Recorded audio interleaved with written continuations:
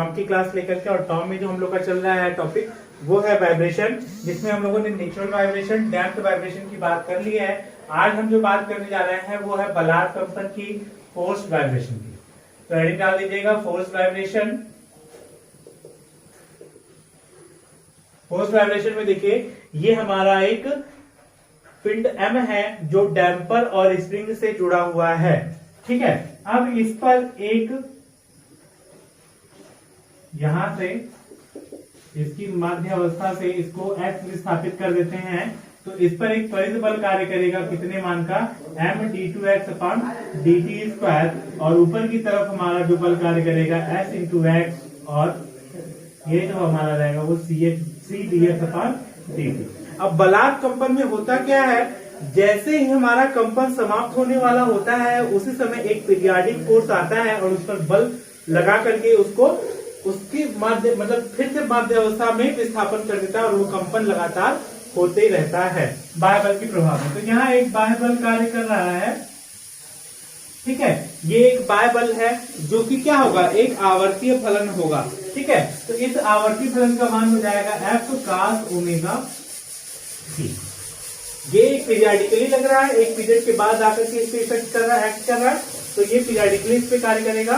तो इस पर लगने वाले कुल परिणामी बल ये हो जाएंगे। तो चित्र में लिखिएगा, चित्र बनाने के बाद इस चित्र में बलार्ड कंपन की व्यवस्था दर्शाई गई है। चित्र में बलार्ड कंपन की व्यवस्था दर्शाई गई है जिसमें एक m द्रव्यमान का पिंड स्प्रिंग तथा डैम्पर से लगा हुआ है। उसमें आगे लिखेगा, माना F cos ओमेगा t = बाह्य आवर्तीय बल, स्मॉल s = स्प्रिंग का कड़ापन, c बराबर डैम्पिंग कोफिशिएंट, m बराबर पिंड का द्रव्यमान, डेल्टा बराबर m द्रव्यमान के पिंड के कारण स्प्रिंग में हुआ विक्षेप, x बराबर बाह्य बल के प्रभाव में विक्षेप, बाह्य बल के प्रभाव में विक्षेप। तो पिंड पर निम्न बल कार्य करेंगे, पिंड पर निम्न बल कार्य करेंगे। पहला आवर्तीय बाह्य बल, बाह्य बल बराबर F cos ओमेगा t। दूसरा वापसी बल,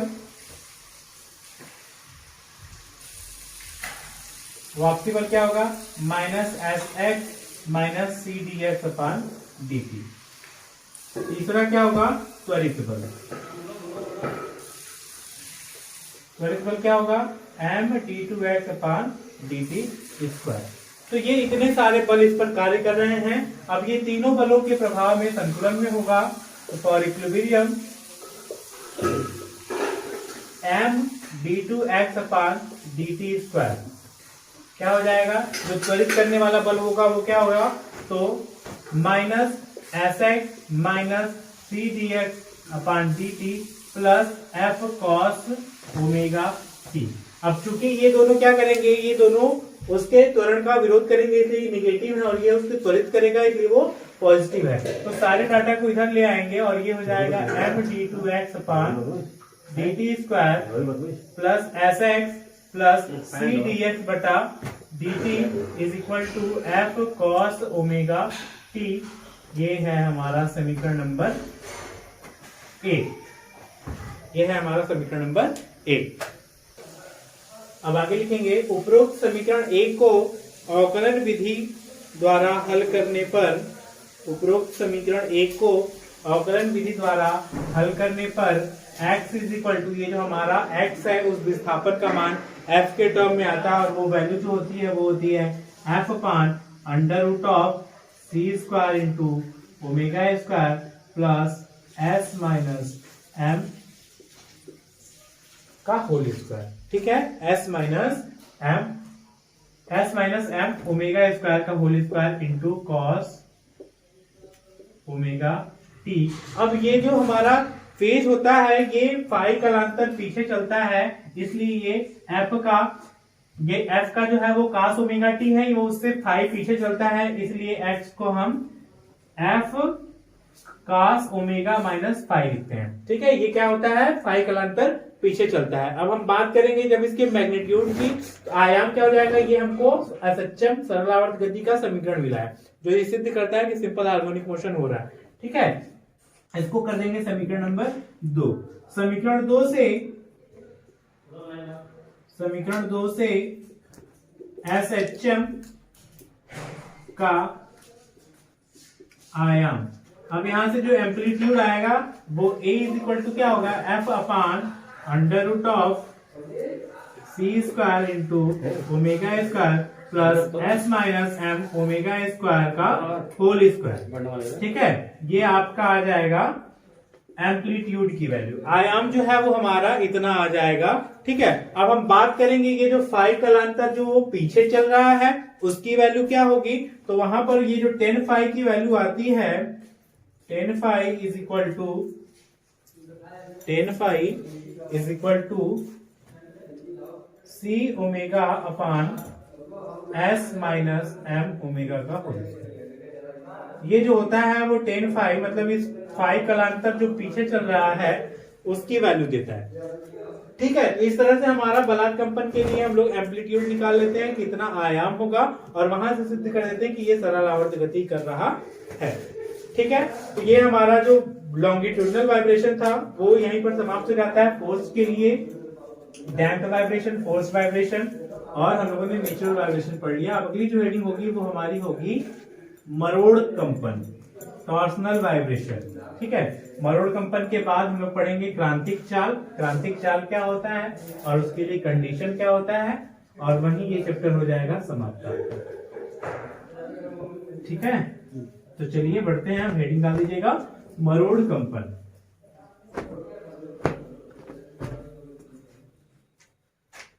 टॉर्सनल वाइब्रेशन।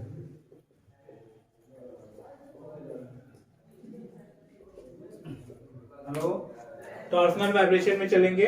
टॉर्सनल वाइब्रेशन क्या होता है, तो टॉर्सनल वाइब्रेशन के लिए देखिए यहाँ पर हम एक फिगर बना रहे हैं जिसमें ये एक सॉफ्ट है, जिसमें ये सॉफ्ट की एक्सिस है। अब सॉफ्ट के एक सिरा बंद है तथा दूसरे सिरे पर एक m द्रव्यमान का डिस्क लगा हुआ है। ठीक है, अब इसको यदि हम सामने से देखें तो ये सर्कुलर शेप का है और इसका यहां पर सेंटर लाई करता है। अब यदि इसको हम इस बिंदु ए से थीटा कोण विस्थापित कर दे बिंदु बी तक, यहां से इसको थीटा कोण विस्थापित करके छोड़ दिया जाए, तो इसमें ये विकृति हो गई और ये यहां से यहां तक कंपन करेगा, ए से सी तक। तो इसी को हम बोलते हैं मरोड़ कंपन। मरोड़ कंपन के बारे में बताया था आपको। अब ये जो है उसके लिए जो वाइब्रेशन के लिए फ्रीक्वेंसी आएगी उसकी बात करेंगे। तो लिखिएगा मरोड़ कंपन में स्पिंडल, मरोड़ कंपन में स्पिंडल तथा सॉफ्ट अपनी लंबाई की अक्ष के, मरोड़ कंपन में ये हमारा स्पिंडल या सॉफ्ट की, ये हमारा सॉफ्ट या स्पिंडल अपनी लंबाई की अक्ष के परितः प्रवाम या प्रदक्षिण दिशा में, क्लॉकवाइज या एंटी क्लॉकवाइज दिशा में बार बार कंपन गति करता है। चित्र में एक सॉफ्ट दर्शाया गया है जिसका एक सिरा बद्ध तथा दूसरा सिरा स्वतंत्र है। सॉफ्ट के स्वतंत्र सिरे पर एक m द्रव्यमान का पिंड लगाया गया है जिसे उसकी माध्य अवस्था OA, यहाँ O भूल गए हैं, माध्य अवस्था OA से t समय में थीटा कोण विस्थापित करके छोड़ दिया जाता है, जिससे वह सॉफ्ट या स्पिंडल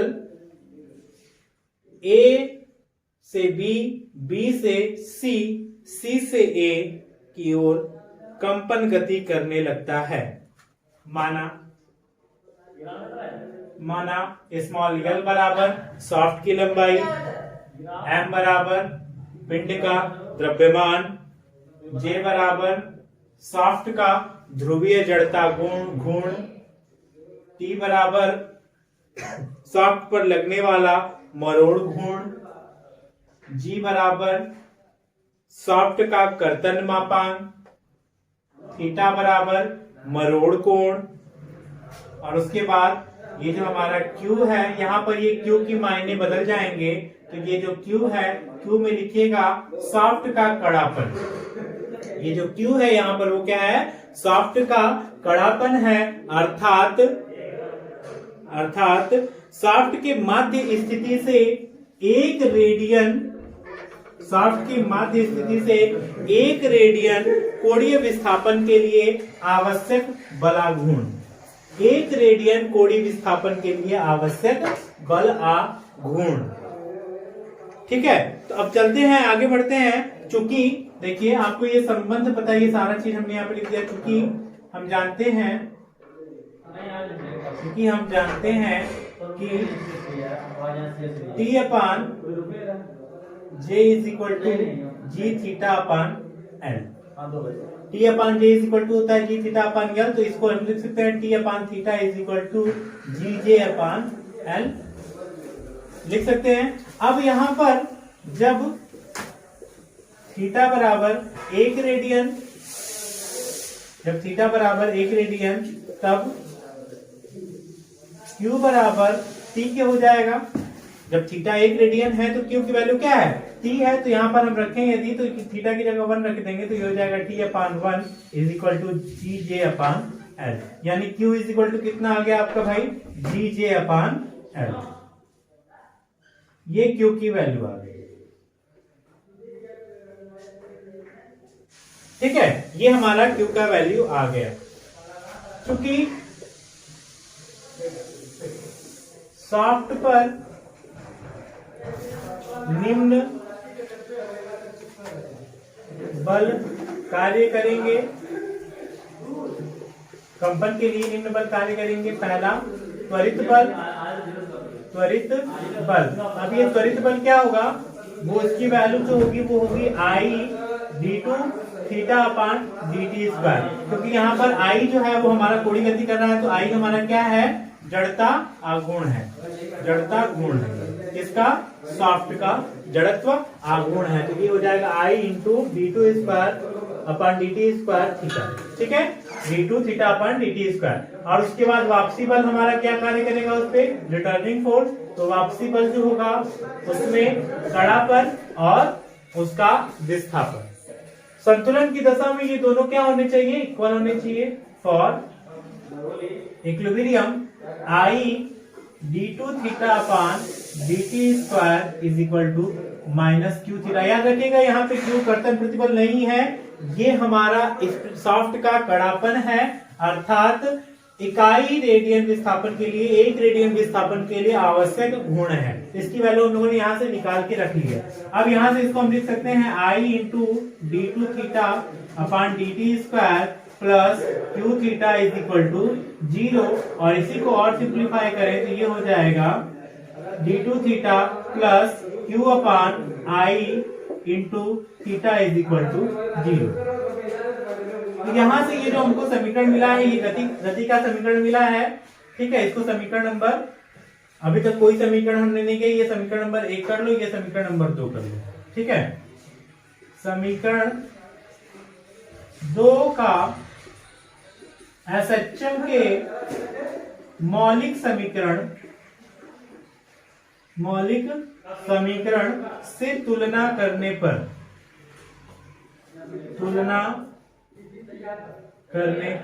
एसएचएम के मौलिक समीकरण से तुलना करने पर, तो एसएचएम का मौलिक समीकरण आपको पता है, तो वहां से जब हम तुलना करेंगे तो omega square is equal to क्या आ जाएगा, क्यू अपान आई, यानी कि ओमेगा इज इक्वल टू क्या हो जाएगा, क्यू अपान आई का अंडर रूट।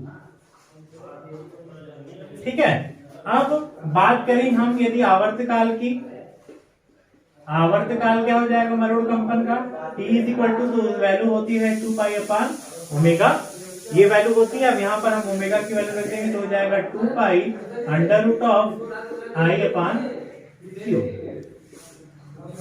और आवृत्ति की बात करें, आवृत्ति क्या हो जाएगी, आवृत्ति n बराबर होता है 1 upon t is equal to 1 upon 2 pi under root of Q upon I. ये हमारा आ जाएगा फ्रीक्वेंसी। ठीक है, तो मरोड़ कंपन के लिए जो फ्रीक्वेंसी आई है वो n इज इक्वल टू क्या है, 1/2 pi under root of Q upon I, जहां क्यू क्या है सॉफ्ट का कड़ापन और आई क्या है सॉफ्ट के पदार्थ का उसके अक्ष के परितः जड़ता गुण। तो ये चीजें हम लोगों ने मरोड़ कंपन में प्राप्त कर ली। ठीक है, तो ये हमारा, अब इसके बाद जो बचा है वो क्रिटिकल स्पीड है। क्रिटिकल स्पीड क्या होता है, वाइब्रेशन में एक लास्ट डेरिवेशन जो आपका है वो है क्रिटिकल स्पीड से संबंधित। तो चलिए उसकी तरफ बढ़ते हैं। तो हेडिंग डाल दीजिएगा क्रांतिक चाल। पहले हेडिंग डाल दीजिएगा क्रांतिक चाल क्या होता है। अब उस चाल के लिए हम सूत्र फाइंड आउट करेंगे। तो हेडिंग डाल दीजिएगा क्रिटिकल स्पीड क्रांतिक चाल। तो हेडिंग डाल दीजिएगा क्रिटिकल स्पीड क्रांतिक चाल। इसमें लिखिएगा सॉफ्ट की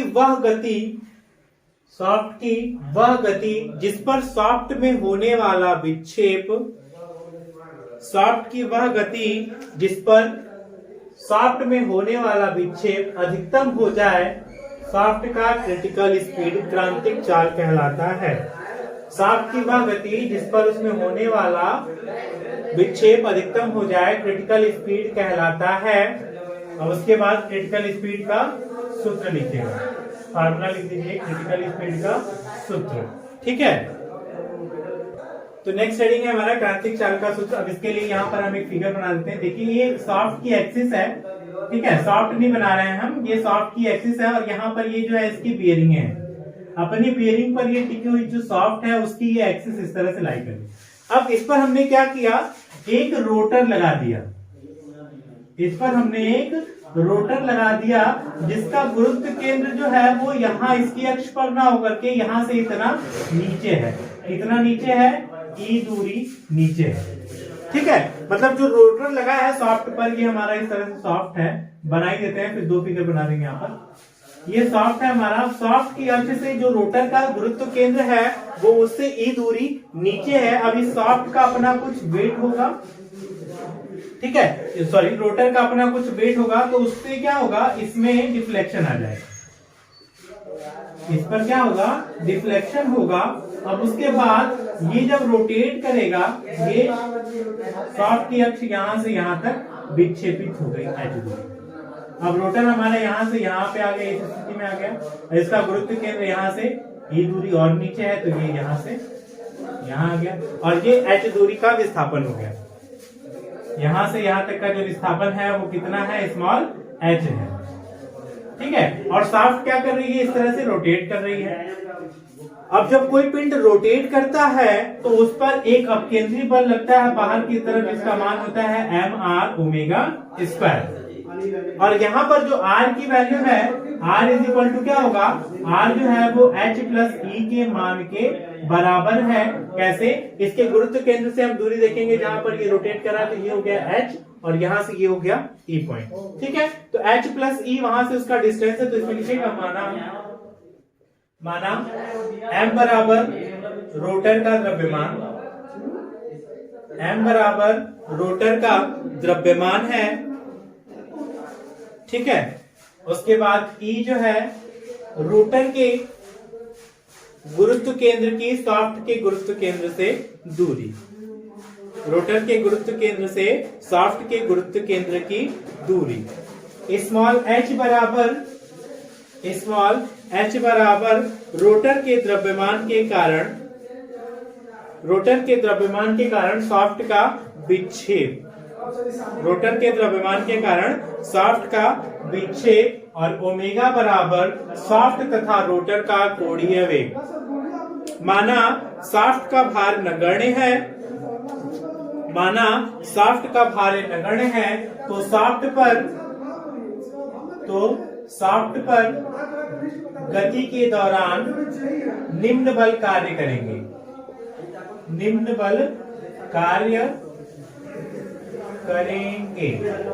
पहला जो रहेगा वो हमारा है अपकेंद्रीय बल। पहला जो है वो हमारा अपकेंद्रीय बल है, जिसका मान है Fc is equal to M R omega square, और ये F C equal to M R omega square की वैल्यू क्या होगी, M omega square into H plus E, R की वैल्यू हमने वहां पे रखी। ठीक है, दूसरा एक वापसी बल कार्य करेगा जो इसको ऊपर की तरफ ले जाने का प्रयास करेगा, उस वापसी बल का मान क्या होगा, एफ रिटर्निंग जो है वो हो जाएगा एस इंटू एच, जो इस रोटर पर ऊपर की तरफ कार्य करेगा, जहां पे एस क्या है, सॉफ्ट का कड़ापन, एस है, जहां एस बराबर सॉफ्ट का कड़ापन, सॉफ्ट का कड़ापन। फॉर इक्विलिब्रियम संतुलन के लिए क्या होना चाहिए, M omega square H plus E is equal to S into H होना चाहिए। अब यहां से इसको और सिंप्लीफाई करते हैं तो ये हो जाएगा H plus E is equal to S into H upon M omega square. ठीक है, अब h को एक साइड ले जाते हैं तो ये हो जाएगा E is equal to S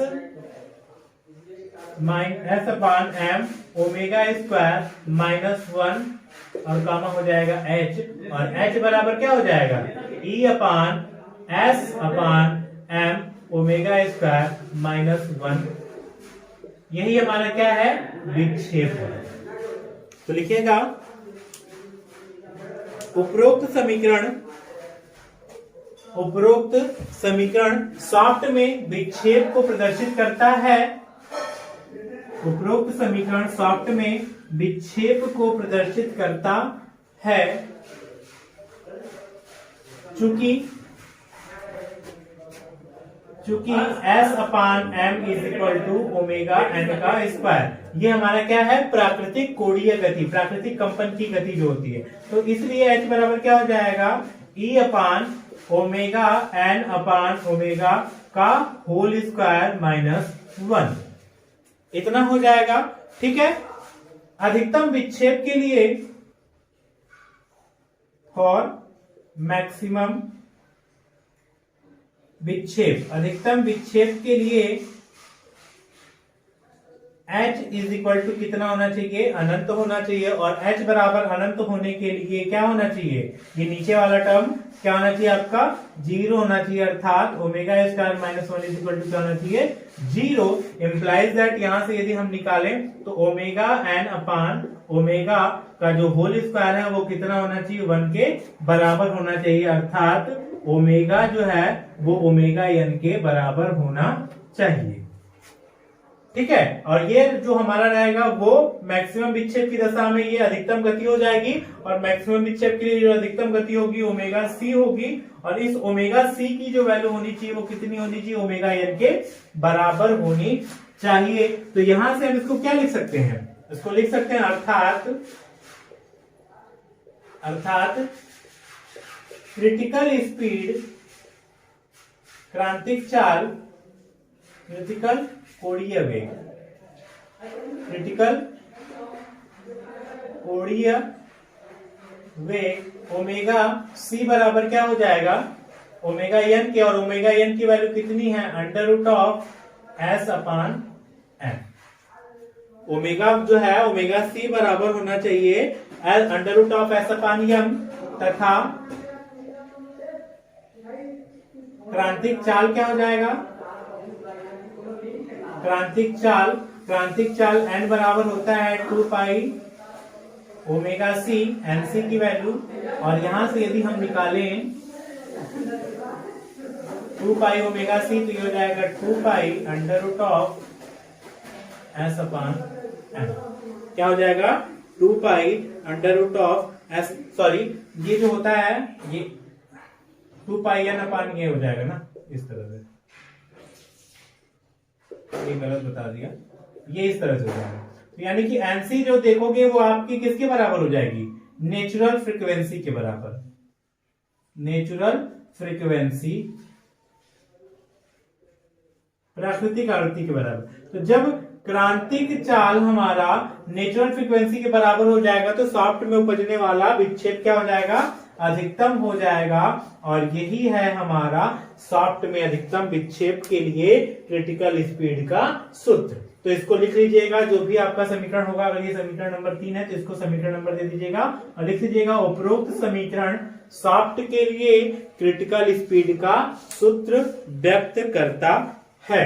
critical speed का सूत्र व्यक्त करता है। तो इस प्रकार आपका ये जो न्यूमेरिकल पोर्शन था वाइब्रेशन का वो समाप्त हो गया। कुछ एक दो चीजें हैं थियरी की, उनको भी डिस्कस कर लेते हैं। अभी क्या होगा वो, तो एक हेडिंग डाल दीजिएगा कंपन शोषक।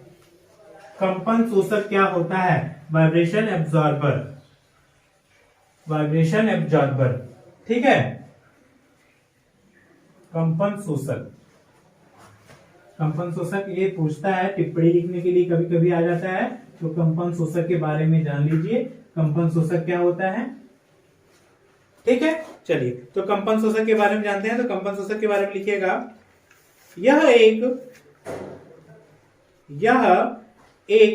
ऐसी युक्ति होती है, यह एक ऐसी युक्ति होती है जिसकी सहायता से कंपन की पारगमनीयता को रोका जाता है। यह एक ऐसी युक्ति होती है जिसकी सहायता से कंपन की पारगमनीयता को रोका जाता है। यह निम्न दो प्रकार की होती है। यह निम्न दो प्रकार की होती है। पहला ऑर्गेनिक एब्जॉर्बर और दूसरा मेटेलिक एब्जॉर्बर।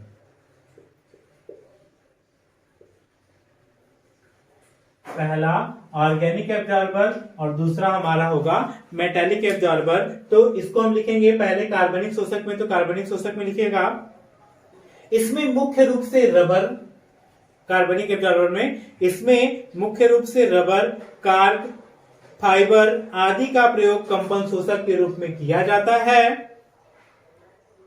इसका प्रयोग ओमेगा अपान ओमेगा यन का अनुपात, ओमेगा अपान ओमेगा यन का अनुपात कम होने की दशा में किया जाता है। और मेटेलिक एब्जॉर्बर में लिखिएगा, ये धातु के बने कंपन शोषक होते हैं जिसमें मुख्य रूप से इनकी संरचनाएं स्प्रिंग की भांति होती हैं। मुख्य रूप से इनकी संरचनाएं स्प्रिंग के भांति होती हैं तथा इनका प्रयोग ओमेगा अपान ओमेगा यन का मान √2 से अधिक होने की दशा में किया जाता है। मेटेलिक एब्जॉर्बर का प्रयोग ओमेगा अपान ओमेगा यन का मान √2 से अधिक होने की दशा में किया जाता है। ठीक है। अब ये था हमारा कंपन शोषक। अब अगला जो हेडिंग है वो डाल दीजिएगा कंपन के उपजने के मुख्य कारण। कंपन उपजने के मुख्य कारण, प्रभाव तथा उनके बचाव। तो कंपन के उपजने के मुख्य कारण, कारण क्या क्या है कंपन के? तो कंपन, किसी भी मशीन अंग में कंपन उपजने के निम्नलिखित मुख्य कारण होते हैं। पहला हमारा है मशीन अंगों का असंतुलित होना। असंतुलित होना, ठीक है। मशीन अंग अगर हमारे असंतुलित हैं तो वो उसमें कंपन उत्पन्न करेंगे। दूसरा, मशीन अंगों में पश्चाग्रगति अंगों का होना। मशीन अंगों में पश्चाग्रगति अंगों का होना। तीसरा, शाफ्ट तथा उस पर लगने वाले अंगों, शाफ्ट तथा उस पर लगने वाले अंगों पर लग रहे बलों के कारण हुए विस्थापन। जैसे हमने अभी शाफ्ट पे रोटर लगाया था तो रोटर के कारण उसमें डिफ्लेक्शन हुआ और गति होगी तो वो क्या करेगा, वहां पर वाइब्रेशन उत्पन्न करेगा। तो शाफ्ट पर लगने वाले अंगों पर लग रहे बलों के कारण हुए विस्थापन के कारण। ठीक है। चौथा, मशीन अंगों पर संघट्य भारों के कारण, इंपैक्ट लोडिंग के कारण। पांचवा, अपर्याप्त स्नेहन के कारण, अपर्याप्त स्नेहन के कारण। छठवां, मशीन अंगों के ढीले होने के कारण। मशीनरी अंग हमारे ढीले या दोषपूर्ण है तो भी हमारा बैलेंसिंग उपजेगा। ठीक है, अब इनसे बचने के लिए हम क्या करेंगे, उसको संतुलित कर लेंगे। जो अनबैलेंस है, जो असंतुलित है, उनको हम क्या कर लेंगे, संतुलित कर देंगे। जो स्नेहन हमारा हो रहा है उसको हम क्या कर लेंगे, पर्याप्त स्नेहन देंगे। मशीन अंग हमारे दोषपूर्ण नहीं होने चाहिए और कोई भी कनेक्शन लूज नहीं होना चाहिए। मशीन अंग पर इंपैक्ट लोडिंग नहीं होनी चाहिए, तभी उसको हम रोक सकते हैं। ठीक है, पश्चात गति अंग यदि कर रहा है तो उसको प्रॉपरली हम देखेंगे कि उसकी गति जो है वो एसएचएम में ना बदल जाए, दोलन ना करने लगे। ठीक है, और सॉफ्ट में जो विक्षेप हो रहा है उसको इस प्रकार से मॉडिफाई करेंगे कि जो रोटर होगा उसके विपरीत दिशा में एक बल लगा देंगे। जैसे कि हमारा एक सॉफ्ट है, इस पे हमने रोटर लगाया, अब इस साइड में बल लग रहा है mr⍵², तो इसके ठीक विपरीत दिशा में इतनी मैग्नीट्यूड का एक और अंग बाहर से सब्स्टिट्यूट के रूप में जोड़ देंगे, जिससे ये दोनों एक दूसरे के प्रभाव को क्या कर दें, निरस्त कर दें। तो इस तरह से इसके प्रभाव से बचा जा सकता है। ठीक है, तो कारण और उसका निवारण यही है, जो कारण है वो ना होने दें तो उसका निवारण बन जाता है। और उसके बाद इसके जो प्रभाव हैं, कंपन के प्रभाव को मैंने बैलेंसिंग चैप्टर में बताया था आपको। जब बैलेंसिंग होगी तो असंतुलित बलों के कारण जो प्रभाव उत्पन्न होते हैं, जैसे मशीन अंगों पर अधिक ज्यादा बल लगेगा, टूट फूट की संभावना होगी, अंग जल्दी घिस करके खराब हो जाएंगे। तो ये तमाम तरह की चीजें हैं जो उसके प्रभावित करती हैं। ठीक है, तो इस तरह से वाइब्रेशन जो आपका है उसमें थियरी और न्यूमेरिकल सारी चीजें कवर कर ली गई हैं। अब जो हमारा अगला वीडियो होगा उसमें हम लोग पावर ट्रांसमिशन की बात करेंगे, जो आपका लास्ट चैप्टर है, सॉरी कैम फॉलोअर रह गया है। तो पावर ट्रांसमिशन के बाद कैम फॉलोअर की बात करेंगे। तो अगले वीडियो में हम आपसे मिलेंगे पावर ट्रांसमिशन के साथ, शक्ति पारेषण के साथ, जिसमें हम लोग सबसे पहले पढ़ेंगे बेल्ट ड्राइव के बारे में। ठीक है, तो चलिए हम आपसे आज विदा लेते हैं। अगर ये वीडियो समझ में आई है, अच्छी लगी तो प्लीज लाइक कीजिएगा और हमारे चैनल को सब्सक्राइब कीजिए, हमारे साथ जुड़े रहिए, हम आपकी हमारी सुविधाओं का लाभ उठाते रहिए। हम आपसे मिलेंगे अगले वीडियो में, तब तक के लिए धन्यवाद।